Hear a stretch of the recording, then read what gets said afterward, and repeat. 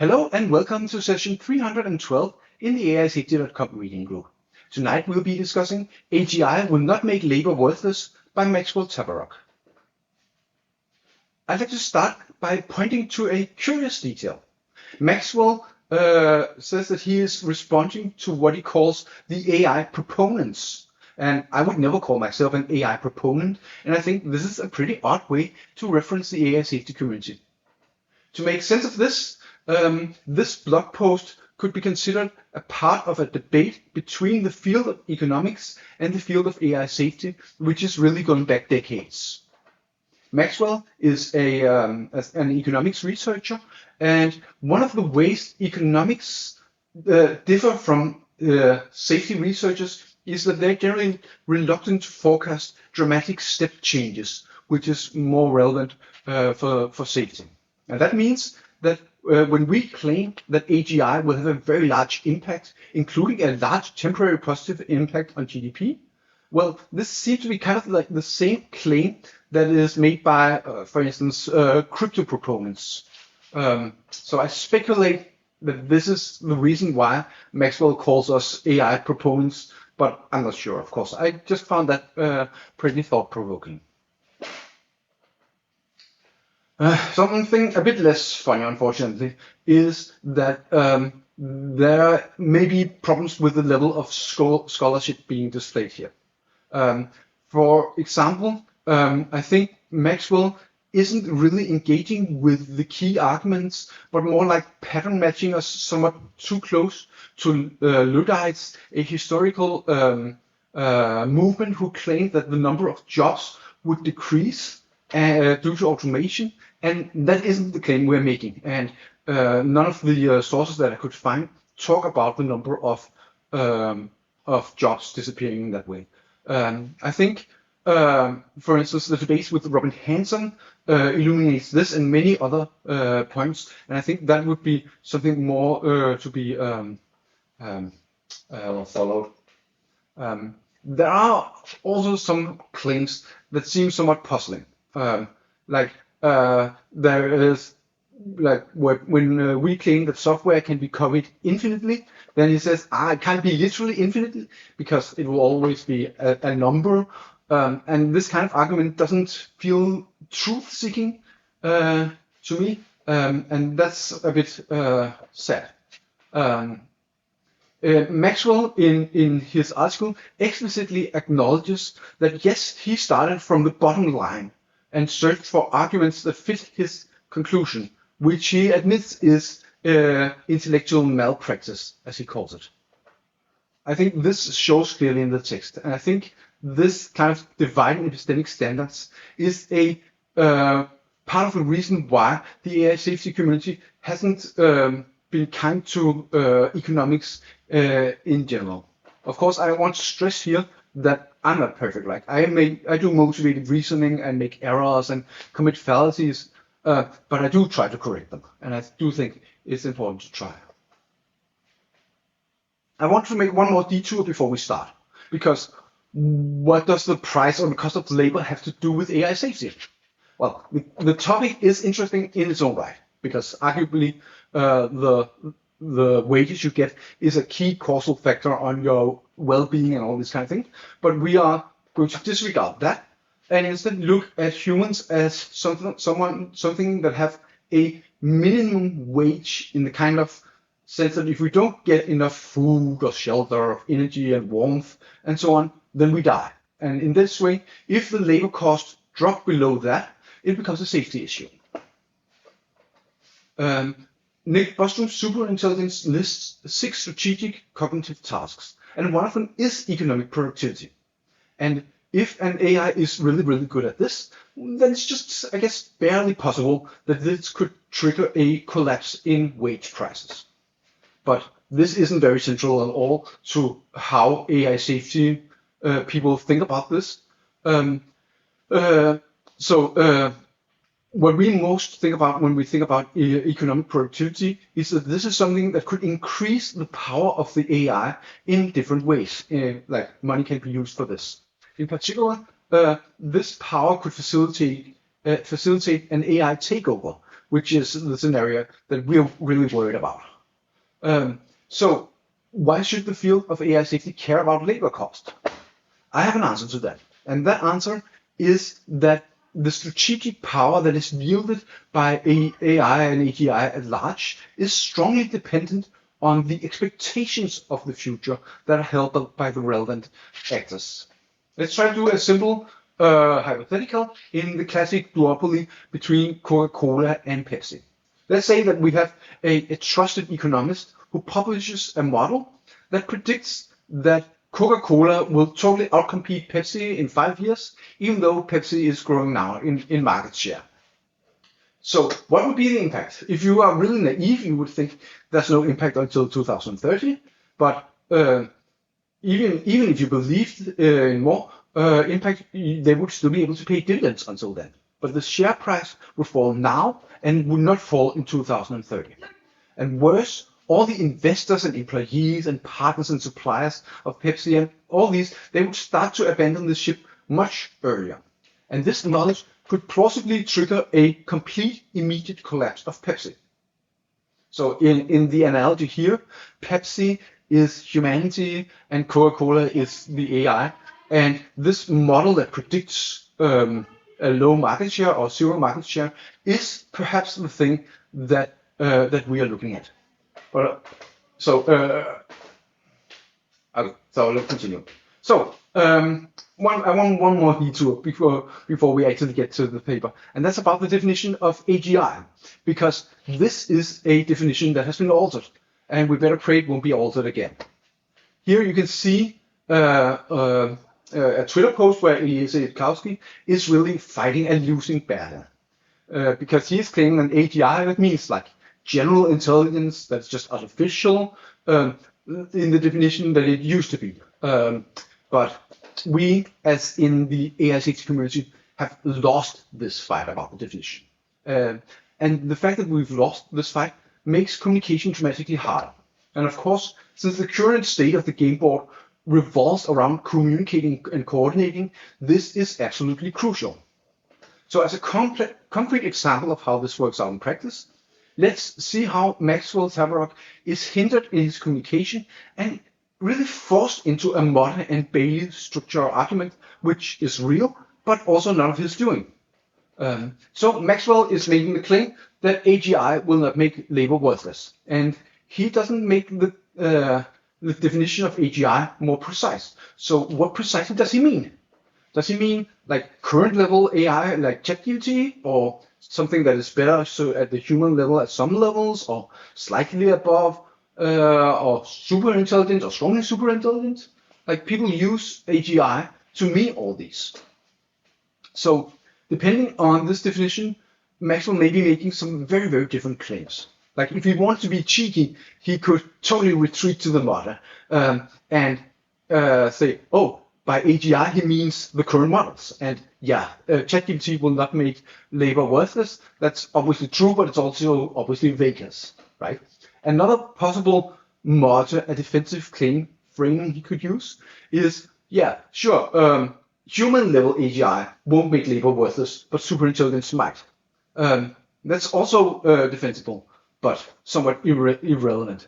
And one way to get around this is to assume that if we make human level AI, then that will make superintelligence. So in this way, human level AI will indirectly have the same effect on labor cost as the superintelligence. But I don't think it matters very much here, because the analysis used things like the limited size of the universe. So it seems like we're dealing with a definition of AGI that is very, very powerful and only really meaningfully constrained by the laws of physics. Let's get to the actual post. So the most basic Luddite argument against automation was wrong. So let's look at the problems with that argument. The first was ignoring that automation really increases productivity. And the second counterweighting factor is that each worker has now more capital available. And automation also improves capital productivity. And finally, automation creates new tasks for labor to perform. Maxwell frames this in what I think is pretty standard economic language of substitution, elasticity, supply and demand, comparative advantage. I have no objection to that. I think this is basically correct. One way I would perhaps frame it is, you could call this a fixed wealth fallacy, where you look only at the first order effects. Like automation puts people out of a job, and you don't consider how people react or second order effects. So Luddites were wrong to fear that there would be no jobs for low-skilled workers, because the number of high-skilled workers is limited. And that means that there's room in the labor market for people who are not high-skilled. And in a similar fashion, since computer programs, they need power and hardware, so they could face the same limitation, which could potentially leave some room for like less skilled or less intelligent humans. And I think it's perhaps kind of ironic that I think Maxwell is also making this fixed wealth fallacy the same mistake as the Luddites, because he is failing to consider the obvious reaction and second order effects, which is obviously that if we'll build more power plants, we'll build more data centers. Maxwell then presents a historical analysis of the cost of labor when faced with substitution, which was quite surprising to me, actually.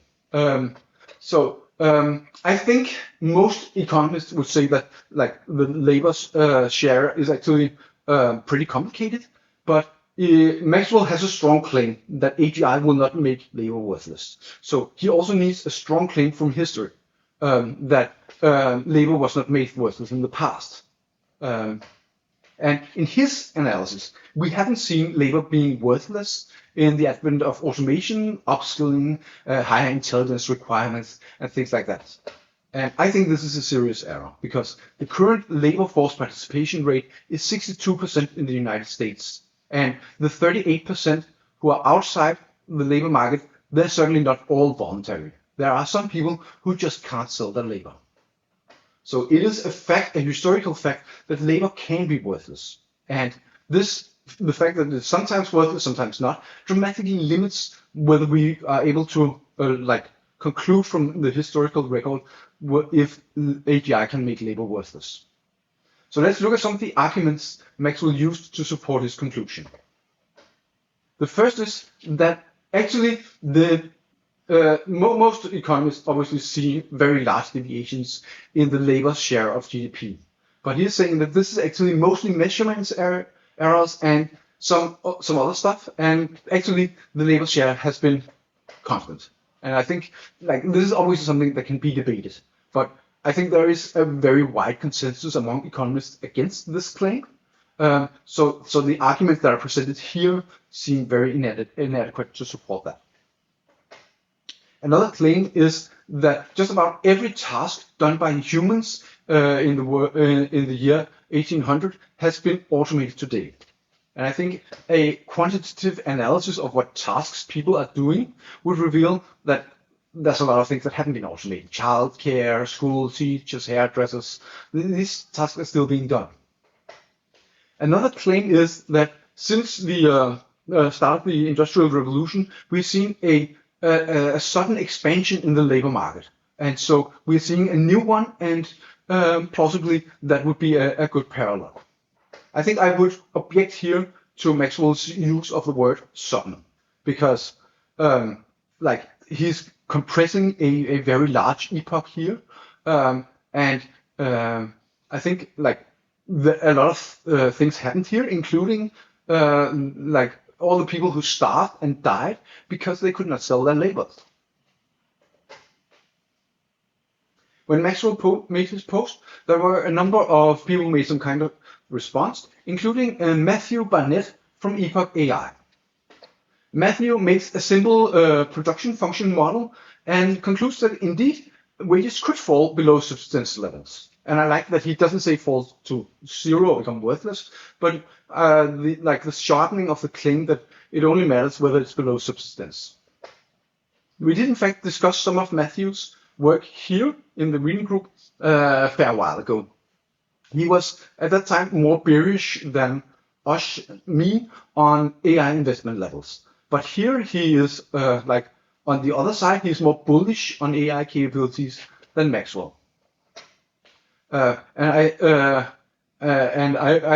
think I really like Matthew's analysis here. He is very clearly truth-seeking. So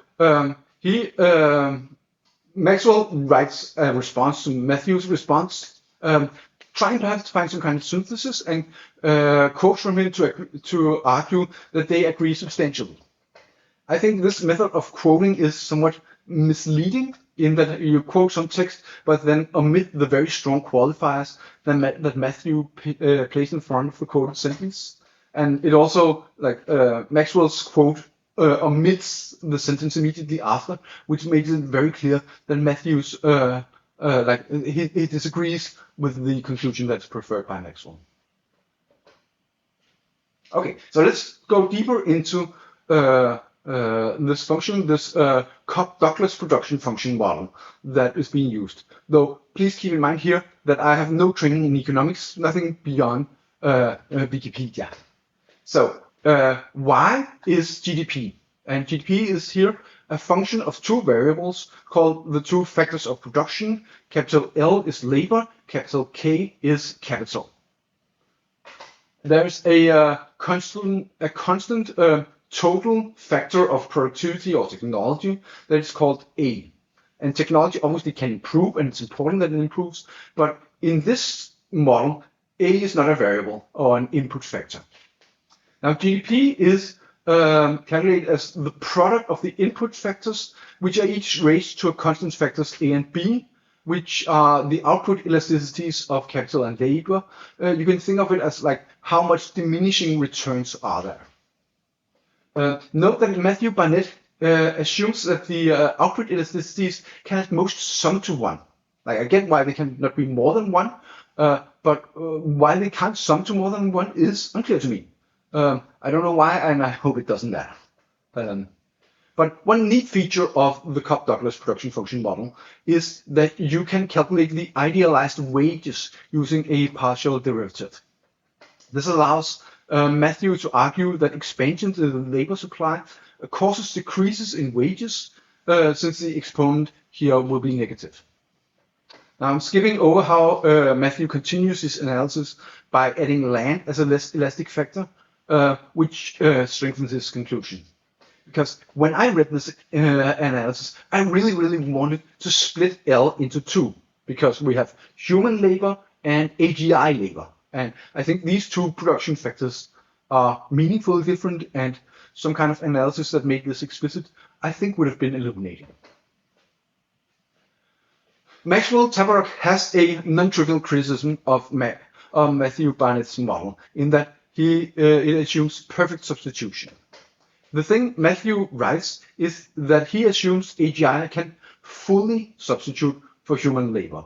And Maxwell points out that Matthew's model in fact assumes that AGI is a perfect substitute for humans. A perfect substitute is defined as a substitution where there exists a constant factor, small k, such that it takes k humans to do the work of one AGI. I think I agree with this criticism. Like in the first part of Matthew's work, he isn't really explicit on the fact that he just assumes that all labor is homogeneous. On the other hand, Matthew does later talk about how comparative advantage doesn't necessarily save humans given our comparatively high minimum wage in energy. I wish I could do it, but I am really not competent to carry out an analysis that distinguishes human labor from AGI labor. I have some intuitions about how it would work out. So I can define we can weaken the definition of perfect substitution to at least k substitution, such that for any tasks the AI is k perfect substitute or better. So it can if it's 10, then humans can't do. There are no tasks that less than 10 humans can do better than the AI. And I kind of have the intuition that if we did this analysis, then what we would see is that humans would get arbitrary low wages as this factor of substitution, this small k, grows. But I don't have anything formal to say about that. Now, Maxwell argues that since that if you look at humans, low-skilled laborers and high-skilled laborers are pretty poor substitutes. And that's why there's still gainful labor for low-skilled employees. I think this sounds pretty reasonable, though I think also skill difference really accounts for a small fraction of interpersonal variation. This is in contrast to horses, which are no longer economically very relevant. And he claims that this is because horses and engines are very close to perfect substitutes, meaning that there is a constant ratio between engines and horses for all tasks. To me, this seems very obviously incorrect. Like there are many differences. Horses produce manure, they reproduce, they overeat, they have a bit of intelligence attached in their brain, they have locomotion in their legs. They're just very different. No, I think the real reason why horses isn't here is because K is high, in particular for the most important applications. Transportation, farm work, military applications. It just does not make sense in the modern world to replace your car with a horse. There is a saying that someone is or isn't feeling the AGI, which means thinking through the implication of smarter than human intelligence. And I suspect this might be the actual crux, that while AGI has a K around the current level, then we agree that labor will not be made worthless. But in the limit, I expect that eventually we will have K in the trillions, to say a number, because I believe that AGI scales much, much better than humans in the limit. Maxwell isn't very clear on his long-term predictions, but I get the feeling from reading his text that he's imagining like a very small K, possibly smaller than 1 for some tasks.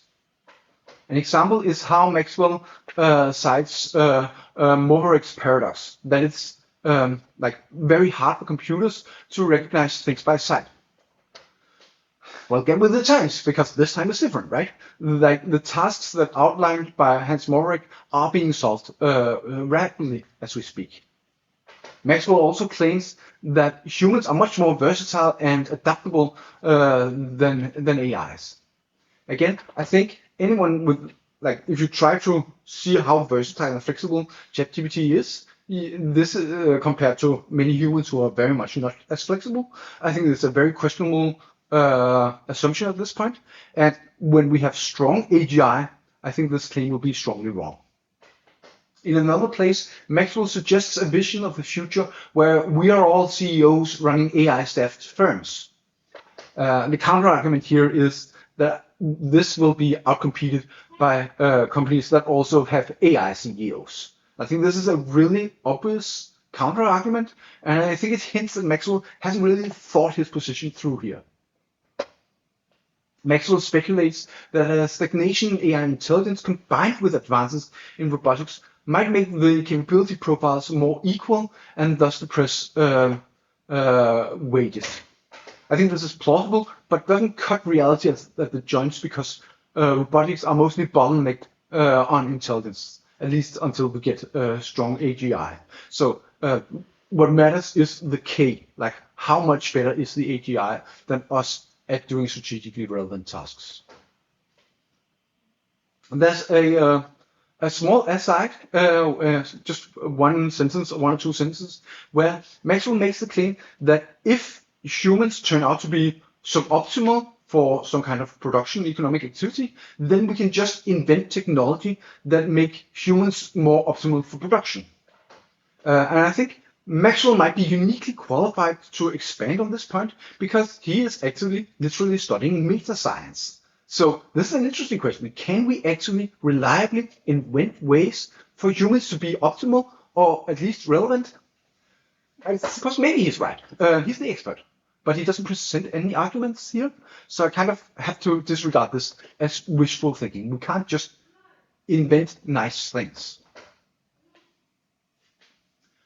Finally, let's talk about whether we'll be able to influence the values of the AIs and whether we'd be able to control them if that fails.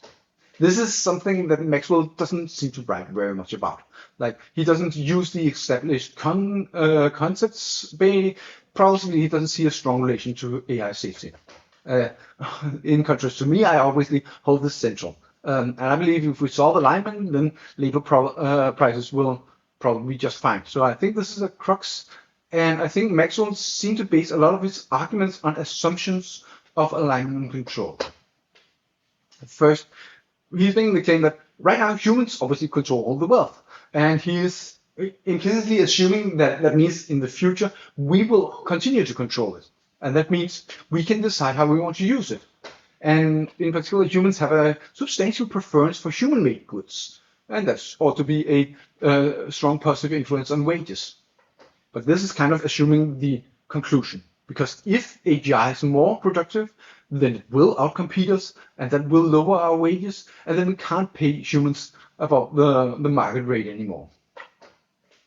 Aligned AI, if we get it aligned, will prefer to help humans, but unaligned AI would not, and might in fact strongly prefer collaborating with, say, a copy of itself that presumably shares its values. That means that if human labor costs fall enough, the AI may be unwilling to purchase human labor, even if it was the cheapest. This is, of course, standard economic theory, where total utility is much more than just choosing the lowest price. And it could very well be the rational choice for the AI to not hire humans. And so if humans can't sell their labor, even at a very low cost, well, then it's worthless by definition. And this gets around some of the sillier gotchas about very low but non-zero costs.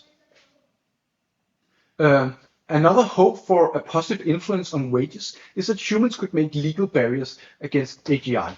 I think we'll do this if we maintain meaningful control, but I don't think we'll maintain meaningful control.